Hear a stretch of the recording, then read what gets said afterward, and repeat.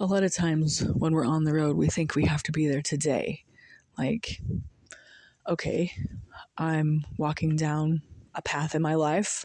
I've determined that this path is the most logical path I'd like to take. I'm consciously choosing this path, this course of action. I'm taking this path. And then somehow we get in our minds the end of the path. Like, we have this goal we're trying to go toward, right? Something we can achieve. Some things, yes, little measurable goals, fine, you can do that with, but something like becoming Christ-like, or I want to be like Jesus, I'm following in his ways.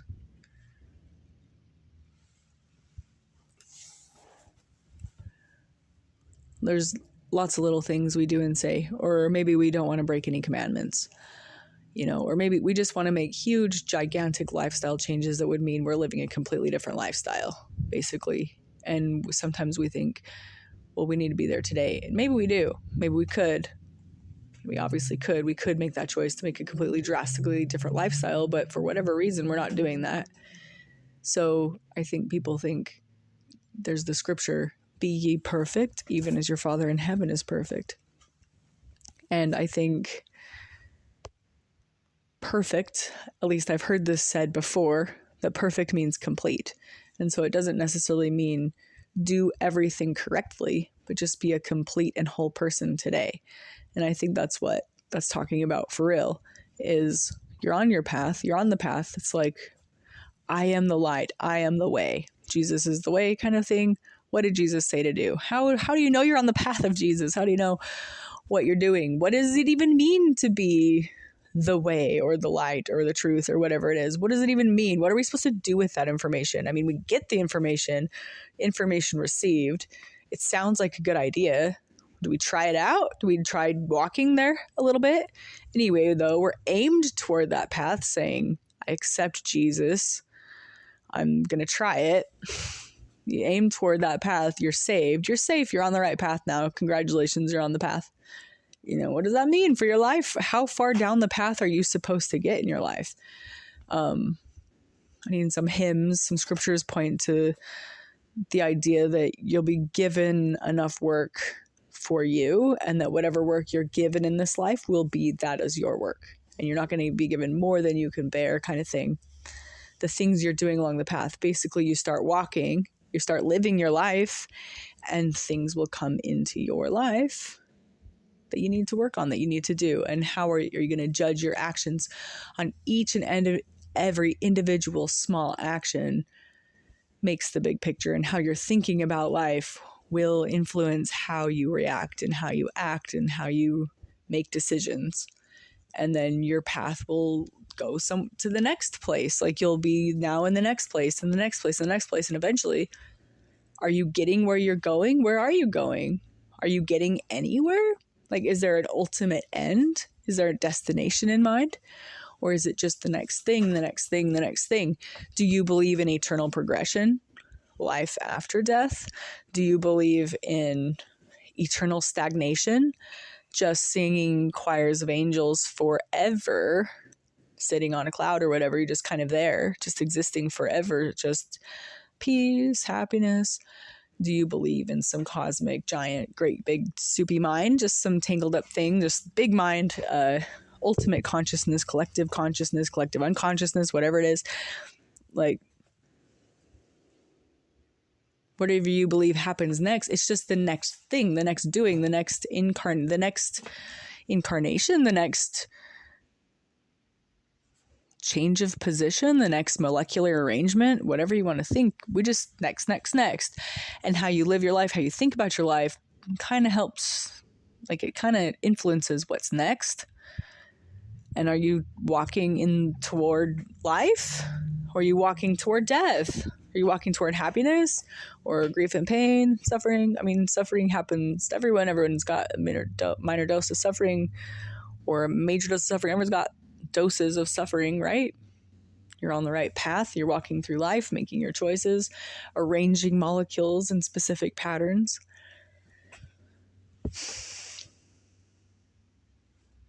walk your path. Jesus says, you're saved. Does it mean you can get off the path? I kind of think so. I think you could start going down into dark tunnels. I think you could fall off. I think you, oops, I made the wrong molecular choice. I moved that shelf over there. I did whatever. It's causing distress or destruction in my life. I'm doing things in my life, my social interactions. I'm doing things there that are causing things.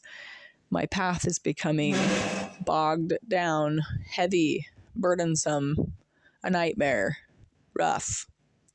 My yoke is easy and my burden is light. Doesn't mean we don't have burdens. It doesn't mean we're not working or like doing stuff. We're always doing the daily doings. Everyone's doing things with their day. What are you doing with your day? What choices are you making that's leading your life, to the next thing? Well, the next thing is we got to eat next. How often do we need to eat? When's that going to be? And well, we like to eat before bed. We like to eat in the middle of the day sometime, and we like to eat when we wake up. And so we're going to find ways to accomplish that. Maybe we like really nice things or like to pick what we want. So we have to figure out a way to accomplish that, where we want to live and such. And pretty soon we just have a job and we're just living life, doing what we do. But also we find ourselves in moral choices, because moral choices do affect the daily construct. They do affect society. Our moral choices are more about how our actions affect others. Conversely, others affect us. And so when we act well and the entire society comes up a slight bit because of our action, we also rise because we're also in society. We're all eating out of the same food dish. We don't spit in it. If we spit in it, everybody's eating spit, including us. Sometimes it's our own spit and it's better. But what if we pooped in it? Then we were all eating the poop, and so are we. And that's gross. And we could just not muck up society. This kind of moral actions and that kind of behavior. So we have things we do for us, like what kind of food we want to eat, where we want to live. Things we do for society, how we act, what we're going to do. And it affects us, and it's going to affect the trails we take and how our paths look. It's going to affect that. Our moral behavior as well. And so we try to act morally. We try to act correctly because it's going to be better overall. And Jesus comes along and he's like, I've got it, guys. I found the way. I found the way out of the muck. You can get to eternal life. You can get to happiness. You can get to, I don't even know if he said eternal life, but you can get to the light, the correct way. What did he say about it? You can get somewhere. I don't even know if Jesus says you're going to make it into heaven. I don't even know if they thought about that back then. Isn't that a wild idea? But we could read the scriptures and find out what Jesus is saying, not what we think he's saying based on our cultural readings of the scriptures or the movies we've watched that have images of Jesus, graven images. Isn't that a weird thing? We're not supposed to do that. But what does that mean? What was the spirit behind that law? Because that's an interesting one. Why not? Why can't you carve something for fun? Who cares if I carve a bird or something? But it did have more to do with worship. Anyway, that's a whole other topic. But a lot of times we think about the scriptures because of our cultural context. We have a different thing. We're in a different construct. Society is similar. We're still people dealing with each other. There's still some very basic things like love your enemies still applies and is still pretty easy to understand. But something like have no graven images, what does that mean? I think that's more of a society. Something was going on back then with the graven images, because we don't nobody worships anything anymore. I feel like we have more of a problem with just unbelief of literally anything. Just this horrible depression has taken hold of just nothing is real. It doesn't matter. Nothing even matters. Existence is just here. I'm so bored. I want to get out of it. A malaise. We have a cultural malaise. We're not making people worship statues. And what does worship even mean in that case? Just look at them or acknowledge them as beings or something? Just imagining a vain imagination, just imagining the statue is a real being, and then that's praising it and crediting it for doing things in your life for you, and it's not real because it's just something people made up. And maybe that's the problem with graven images. either case, I have a problem with the shows based on the scriptures because they act just like us. And a lot of times they just don't sound very wise, or that's not how the scriptures read to me. You know, the way Jesus is talking in the movie, that's not how he talks in my mind. And I could have it wrong, but they could have it wrong too. But that's just that movies are so powerful. It makes you think you're really there. It kind of tricks your body into thinking you've actually seen it. You've seen the thing. Yes, I finally have seen it. It gives you such a better faith and testimony. But if you base your testimony off the movie, they could have had it wrong. And so you're basing your entire life off of fiction. Like when I was a kid, I based a lot of my religion off of Clan of the Cave Bear. It's just a fictional book. I based it off of clan theology, which was in that book, and it was based purely on fantasy. And so I had a whole religion of my own based on something that somebody just thought was a fun idea and put it in a book.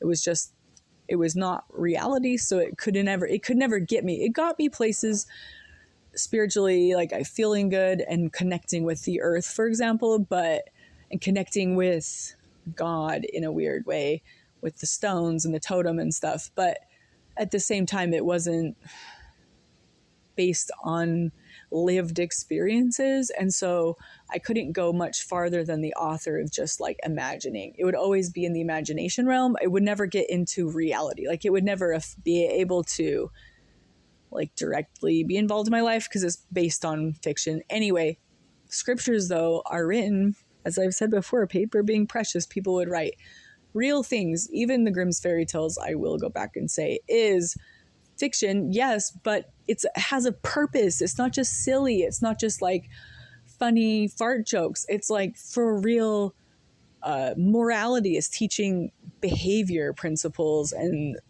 probably other things, metaphors. Just it goes deeper than just silly is kind of what I'm saying. Is like the Bible, I believe, is real lived experiences of this group of people. It's this group of people's real lived experiences and their interpretation of those experiences and their understanding of the divine, of God in those experiences and how it made sense and how it applied and how the God played with them and interacted with them in such a way and how it made sense. And does that make sense today? And it does. And it makes sense sometimes. You know, but sometimes some of that stuff is weird and cultural, but the no graven image thing likely doesn't apply to movies, but it might.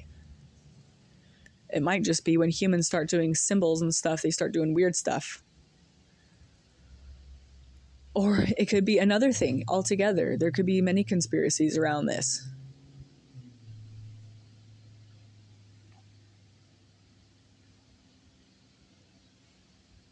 And it's purely for people who like to understand and go down the path of seeking to understand the Bible and do things like Jesus talked about doing. It's just for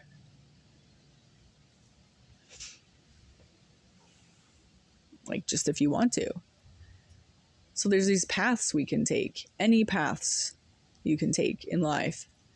And it's not really like a forest, like you can see sometimes it is. I'm in my storage unit. I have to walk around, physically walking around things, but mostly it's choices. It's like, do I use my blinker when I get to the street? That's taking a certain action. That's doing a path. That's the wake I'm leaving. That's the trail of construction or destruction I leave in my wake, you know, my intention. And I have an intention was where I'm directed to. And I might get it wrong. And like people, even though I use my blinker, maybe somebody didn't see it, or maybe I didn't use my blinker on accident. Like being perfect doesn't mean doing all the stuff. Oh, probably more means acting with pure intent, acting with intention, being responsible for your action in every action. To be perfectly correct, but does perfect also mean just being on the path, being on the correct path, and starting to take responsibility and starting to understand where you are and what you're doing, and accepting the path that comes before you and making choices in it according to your own, like,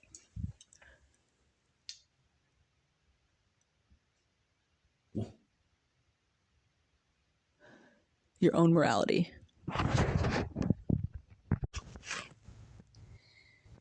And your trail, your path you made, your rearranging of the molecules in the particular fashion that you did, and the people you influenced that also rearranged molecules influences each other, because we're all made out of molecules and things, right? But we're all so much more than that. We're all interactive.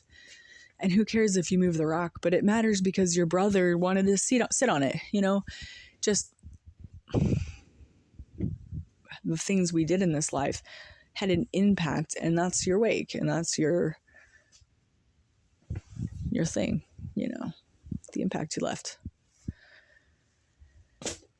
And then do you go on as well to new things? Do you keep progressing? Do you believe in eternal progression? Do you believe in eternal stagnation, like I said, or just that it for you and that's the end? If you believe in eternal progression, which most Christians, I believe, do, if you believe that when you die, you will continue forth, you'll see your loved ones again.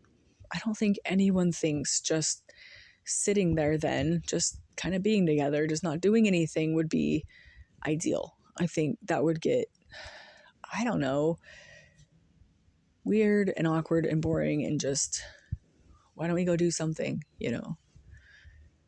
What can we do?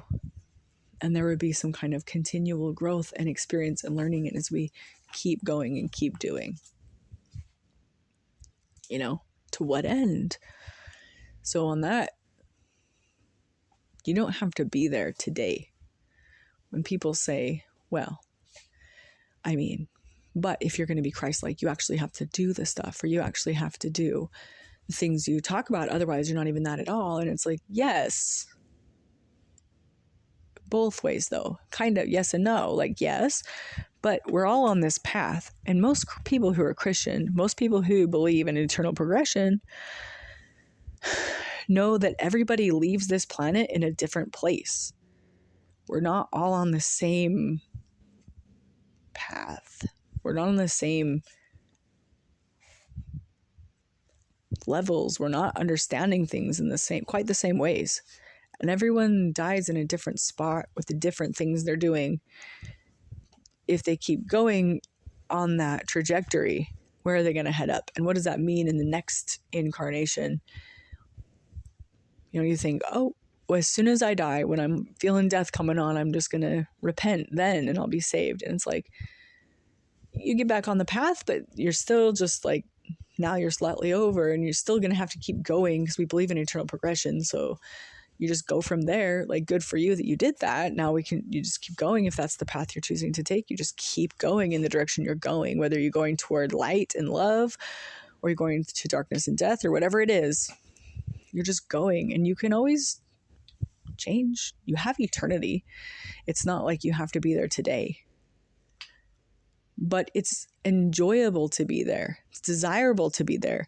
Why wouldn't you want to go there? It's like, well, then can you just trick God and just stagnate then forever?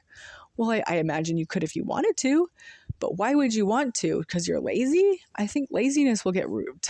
Eventually, you're going to want to get going.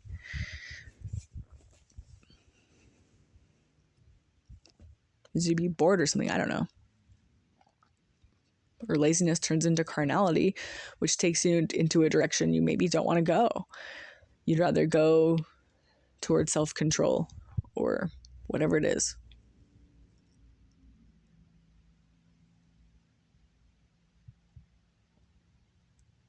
Does it really matter? I think it does. I think it matters if you believe not in eternal progression, if death is it the end for you and you leave your wake, but you're dead anyway, so you're not there to even notice or care or witness or whatever. It's just gone. You might not care as much about what your wake does to others, but it still matters. Objectively, it matters. Objectively, you did stuff in your life that generally improved things or generally took from things and deterred things and detracted from things. And I think we can objectively know things like stealing murdering, raping, pillaging. I don't know. I mean, things that cause problems, typically we don't think that that's a good thing for the group, for the wake you leave. If maybe you should care a little bit about what you're doing to others. Maybe people don't care. Maybe that's a problem. I don't know. It's a problem for the group because we're a group of society of people. If you don't care about your group, then you're just kind of alone. And just everyone else, though, is alone just around. Like, you're just kind of out there with everyone else who's doing the same thing. You're just going to get killed. It's like not a sustainable or like a desirable place to really be. So why wouldn't you care about the group?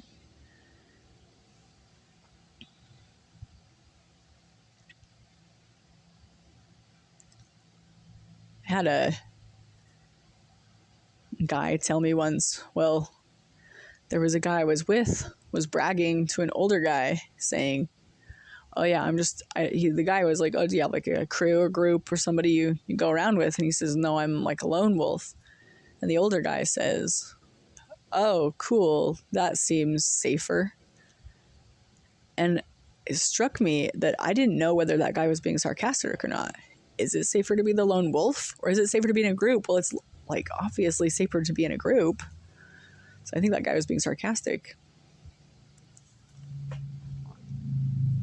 Maybe not, though. Maybe all the groups kind of suck you in and you get stuck in it. Who knows? I think we can definitely all agree on behaviors that we would like to have done to us, though. And so then we would just not do those to other people. It just makes the whole thing better for everyone. So even if you don't think you eternally progress, you're going to have some eternal punishment, you could still logically think it's better to live that way anyway. It's logically better to live the way Jesus said anyway. And if you're a Christian, well, it's already there in the scriptures, already in what you believe. You already believe in doing that. You believe in following Jesus. Jesus said to do things. He said, feed my sheep. He said, they're like, oh, like when you're coming in, like who you're going to save. I can't remember the conversation. And Jesus was like, no, I'm going to come and they're going to be like, Jesus, we called on your name. And I'm going to say, get away from me. I know you not. You didn't do the works of my Father. You didn't do my works. He said, no, you not. You didn't visit the people in prison. You didn't doing this, that which ye do to the least of these, my brethren, ye do to me also. He said that. That's a basic Christian thing. He's saying, if you love me, don't do these things to me. The least of these, my brethren, who's the least? I believe it's who you think the least is. Who's the least in your life? Whatever you're doing to that person, you're doing to Jesus. A lot of times we hate our enemies, and a lot of times our enemies are people we've never met. Like the people who live in another country. They're our enemies. We heard some things about them. We don't like that. We're going to be enemies. Well, are those the least in your life? What are you doing to those? Praying for them? Whatever else he says to do. Pray for those who spitefully use you and persecute you. Do good to those. Are you doing good to your enemies who you think are your enemies? Who you've been told are your enemies? Who you consider your enemies? Who you would consider yourself against? Are you doing good to those people? Because Jesus says you're supposed to. He says to do that. Likely these people are not your enemies. Likely there's a lot less enemies than we think. But who's the least in your life? Is it an enemy or is it something else? The least in your life. Someone you just don't like. Someone maybe you despise, or somebody you just wish they would just go away.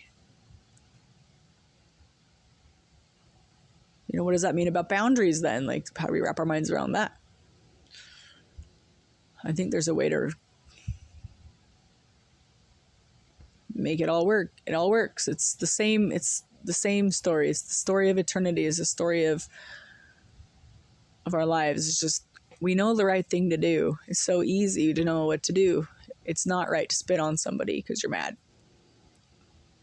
We wouldn't want that happening to us. We wouldn't want that happening to our brother, sister, our son, daughter. We wouldn't want that happening to our family members. So we should not be doing that to another, even if we're trying to teach them a lesson or show them how it feels. We shouldn't be doing that. We should be treating others how we want to be treated, not to teach a lesson. We're not treating others how we think that they need to have their lesson be taught. We're treating them how we want to be treated. And we can all agree that that is logically the better way. If we just did that, life would be simpler for everyone. And it's what you do in secret in the small actions of your day, when you are walking down the street, or you're in the office, or you are talking to your boss, or thinking about your coworkers, what's in your heart. Jesus says, if you lust after a woman, you've committed adultery in your heart. Rein it in. Just start thinking about women as people. It might change the way you view women. Maybe you won't lust after that woman. Maybe. Maybe it's okay to have a sexual feeling about someone. Maybe that's different than lust. Maybe there's differences. Maybe there's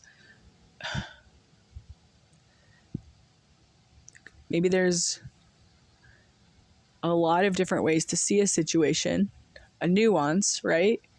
And so it would be interesting to see if we could see the correct perspective of reality, in the real reality that we find ourselves in, the day-to-day construction of the world.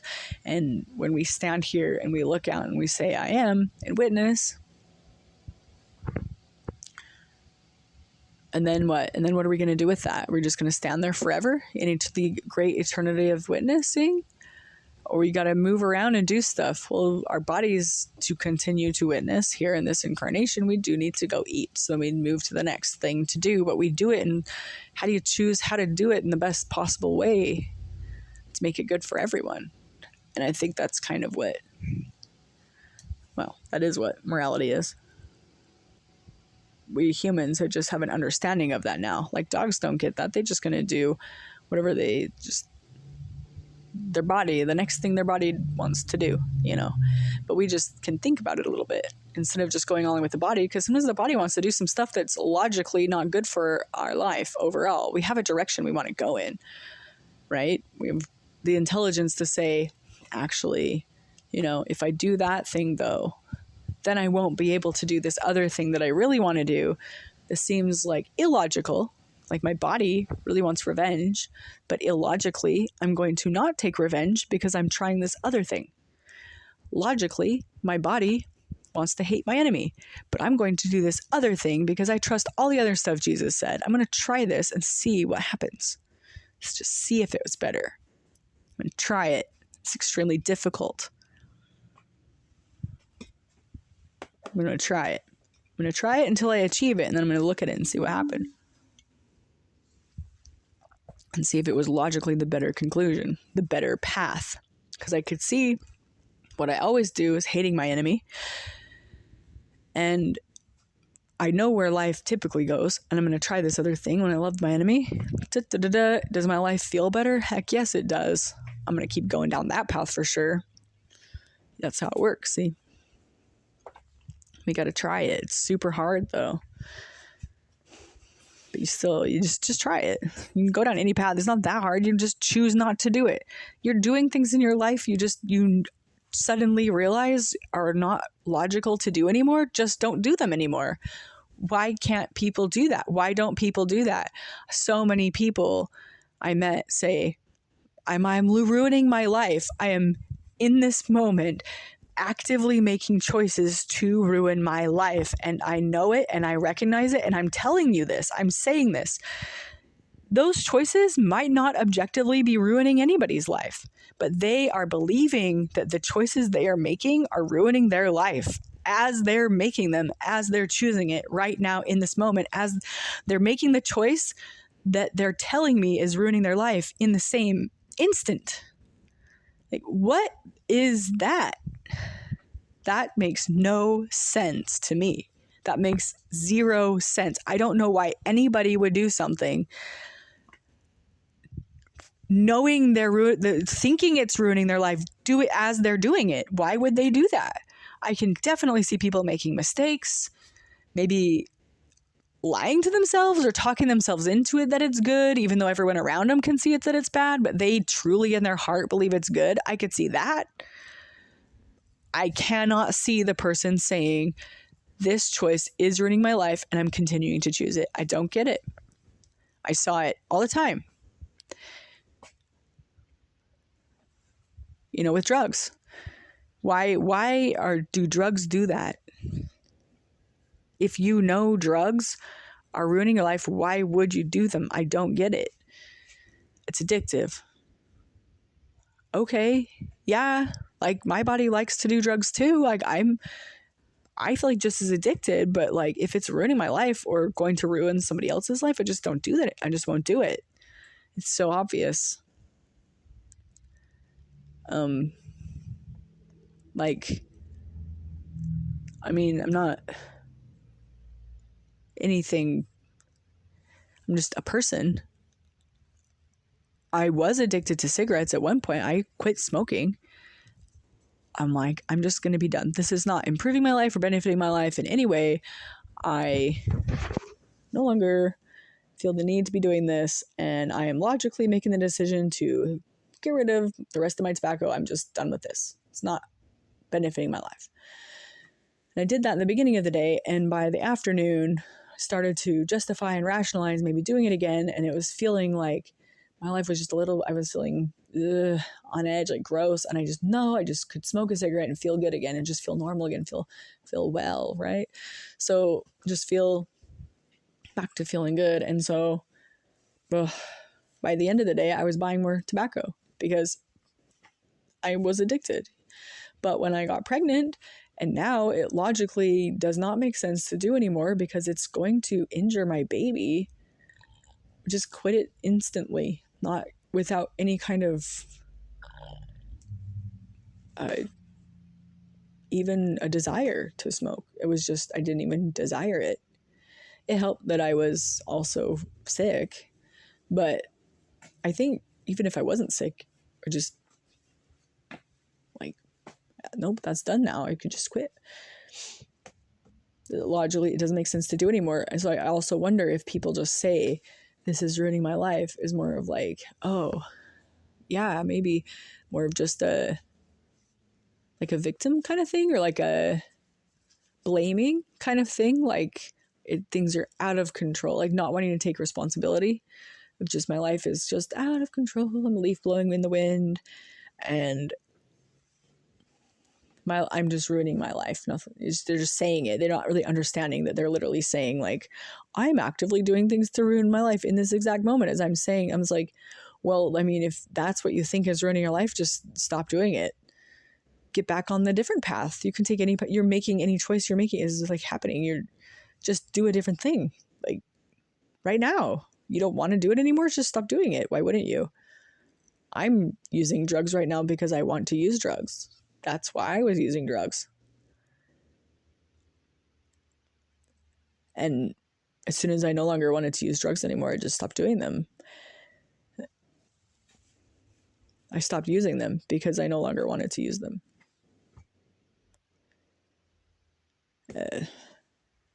But I did have a physical addiction with the tobacco thing. So I do think I'm capable of having a physical addiction.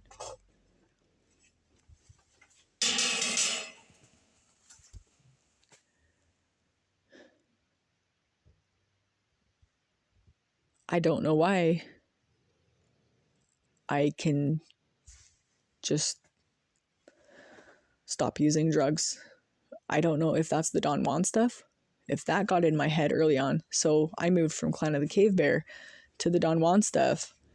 And that stuff really probably, well, from what I think, it is based in reality because it goes deeper than just the fiction stuff. It definitely has real life things that happen that could be explained by the Don Juan stuff. The Don Juan stuff makes sense.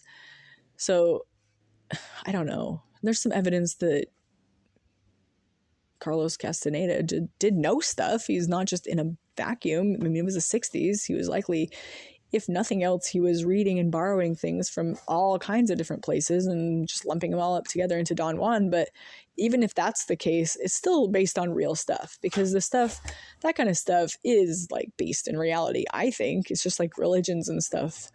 They're usually based in some kind of reality. Maybe, who knows how deep they go? Are they the basement bottom truth of reality?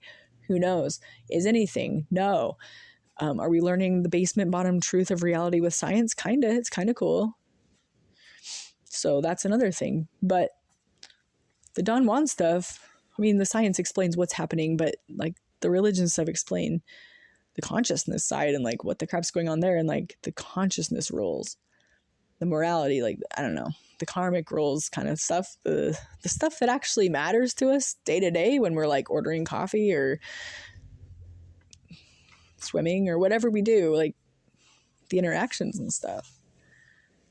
So I'm just trying to figure out what's going on.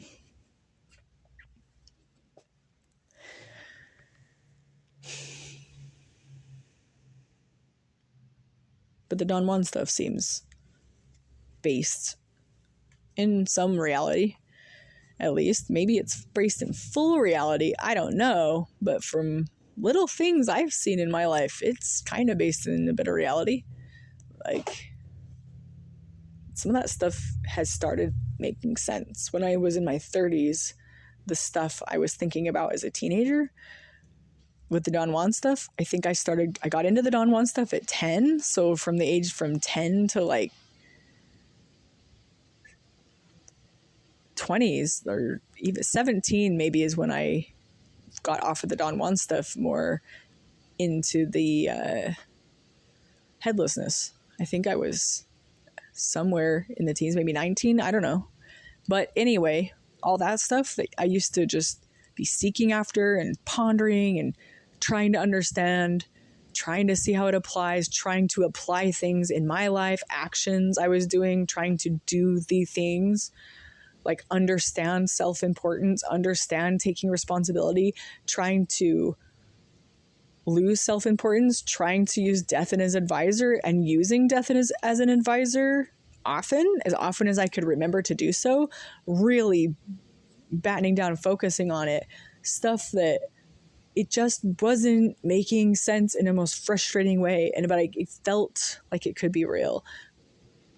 And then going off on all these other places, all these other roads, becoming Mormon, and then the Don Juan stuff makes sense. Like, all this stuff makes sense. Taking responsibility, using death as an advisor, reaffirmations from the world around you. The things from Journey to Ixtlan are like cropping up in my life.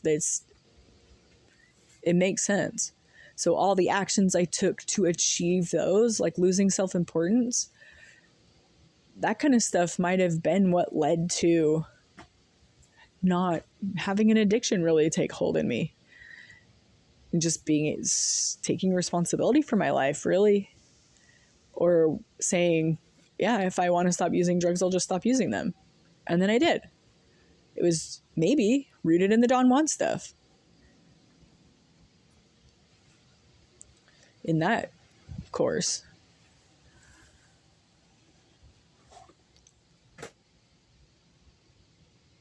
So these things you do with your mind and the things you think about do affect what you do and what you try for, which affects how you walk. It affects the things you're interested in. It affects how you interact with people, and it affects things that happen to you.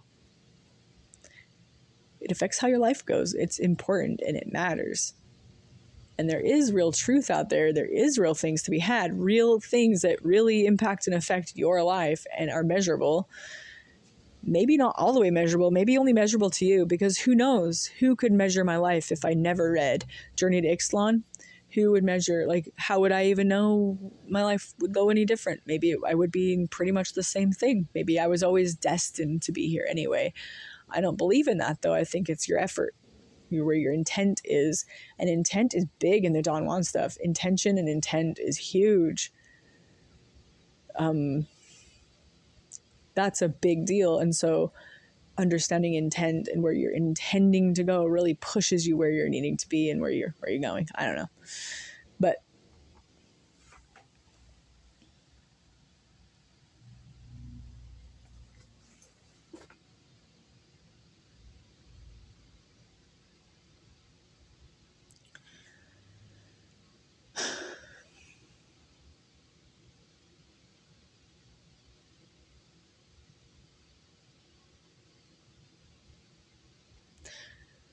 So if you believe in eternal progression and just be you on the path, trying, doing those things in secret, loving your enemy in secret, because that lady at the grocery store who is really pissing you off right now doesn't even know she's pissing you off right now. And maybe you pay for her groceries, or maybe you smile at her, or your neighbor with that weasel dog who keeps harassing you about your kids. Maybe you don't think bad thoughts about her.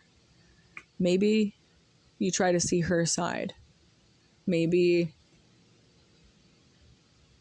you make her cookies or whatever you do. Maybe you hear her when she talks to you. Maybe you don't yell or cuss back or at all. You know, how do you love your enemies? With your little tiny day-to-day doings, your little tiny interactions. How do you change your brain to desire loving your enemies so it seems like a good thing you want to do, so you'll do it? How do you change your mind? How do you just decide, well, that's the next logical course, that's the best course of action. Even though it's hard, I'm going to make my best try, and I'm going to keep trying until I succeed. How do you motivate yourself to do that? I think you just have to understand the principles. You have to understand this logically better. Once you do, it's easy. You just do it. But is it scary? What does that mean? Are you going to go be homeless now? Are you going to lose your whole family? You're going to forsake all to follow him? Some people are doing that.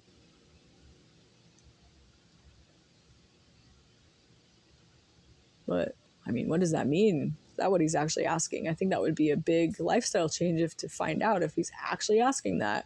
And would you do what Jesus is asking you to do? Would you? If you read the scriptures a billion times and you realize he's actually asking you to just sell all your possessions and start walking around as a homeless person on the street, talking about him, talking about Jesus. Is he asking you to do that? I don't know.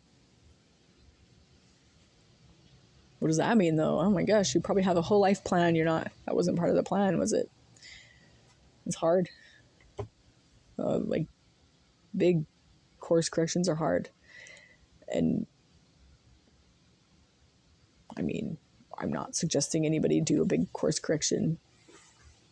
I'm not even suggesting myself to do a big course correction. I'm just recognizing that sometimes big course corrections are what is needed. But most of the time, and then you have to have that moral discussion with yourself, like, oh no, what would I do? Would I lay in lava to save those people? But mostly the course correction you make is just the little tweaks in your life, the little day-to-day doings, the little switches you flip. You get angry at the person in the freaking carpool pickup, and you course correct your own thoughts. Because if you're angry at someone, it's just like committing murder. It's the same kind of course. It's the same direction. It's not the same exact action, but it's heading in the same direction. Murder leads you on a path, right? You made a choice. You've changed the molecules, and so you're there. You've done it. Anger is on the same path. You just didn't jump ahead so far. You took a step down it. Why would you even go down there? So you need to course correct yourself and say, I don't need to be angry with that idiot woman in front of me because I can choose to love her instead. I'm going to reframe my mind. I'm going to say, maybe she is having a bad day. Maybe she needs a friend. Maybe there's something going on with her that's causing her to act this way. Maybe there's something she needs to do, who knows? But before I go picking that speck out of her eye, I'm going to make sure that I'm 100% accurate and correct in my behavior first. I'm going to get the beam out of my eye. I'm going to make sure I'm innocent before I throw the first stone. So that's how I course correct with the anger thing, with like the frustrating people, the hard things. You can course correct your mind. And is that brainwashing yourself? I don't know.